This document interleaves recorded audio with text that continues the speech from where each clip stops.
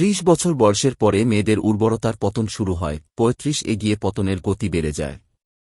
মাজো ক্লিনিকের পরিসংখ্যান অনুসারে সর্বোচ্চ উর্বরতার সময়কাল ২০ থেকে ৩০ বছর। ৩০ বছর বয়সের পরে উর্বরতা ২০% কমে, ৩৫ পর ৫০% কমে এবং ৪০ বছর বয়সের পরে ৯৫%। ২৮ বছর বয়সী নারীদের মধ্যে ৭২% এবং ৩৮ বছর বয়সীদের মাত্র ২৪%। ১ বছর চেষ্টা করার পর গর্ভবতী হয়। বয়সের সাথে উর্বরতার এই দ্রুত পতনের কথা শুনে অনেকেই প্রচণ্ড ধাক্কা খায়। ডায়ান অ্যারনসন আমাকে এই ব্যাপারে বলেন, আমি আপনাকে বলে শেষ করতে পারব না যে আমাদের হেল্পলাইনে কত মানুষ ফোন করে কাঁদতে কাঁদতে বলেছে যে তাদের কোনো ধারণাই ছিল না যে বয়স বাড়ার সাথে সাথে উর্বরতা এতটা কমে যায়। ডায়ান হল রিসলভো নামক একটি সহায়তা নেটওয়ার্কের একজন প্রাক্তন নির্বাহী পরিচালক।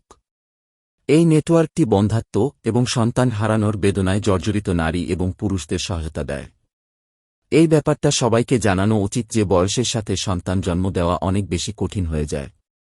মূল সমস্যা হল নারীদের ডিম্বাণু ফুরিয়ে যাওয়া।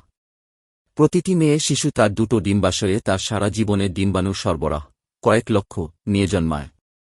বয়ঃসন্ধির পর থেকে মাসে একবার করে তার যে কোনো একটি ডিম্বাশয় একটি ডিম ছাড়ে এবং এভাবে সরবরাহ ধীরে ধীরে কমতে থাকে। অবশেষে মেনোপজে পৌঁছে তার সরবরাহ পুরোপুরি ফুরিয়ে যায়। নিউ ইয়র্ক প্রেসবিটেরিয়ান মেডিকেল সেন্টারের ক্লিনিক্যাল প্রসূতি ও গাইনোকোলজি সহকারী অধ্যাপক ড ক্রিস্টিনা মাতেরার ভাষায়, বয়স্ক নারীরা যা বোঝেন না তা হল, যদিও তারা এখনও সুন্দরী আছেন এবং প্রাণবন্ত জীবনযাপন করছেন, তবুও তাদের ডিম্বাশয়ের বয়স থেমে নেই। লেখক সিলভিয়া এন হিউলেট। বই সফলতার কান্না। এমন শিক্ষণীয় ভিডিও দেখতে আমাদের সাবস্ক্রাইব, লাইক, ফলো দিয়ে পাশে থাকার অনুরোধ রইল।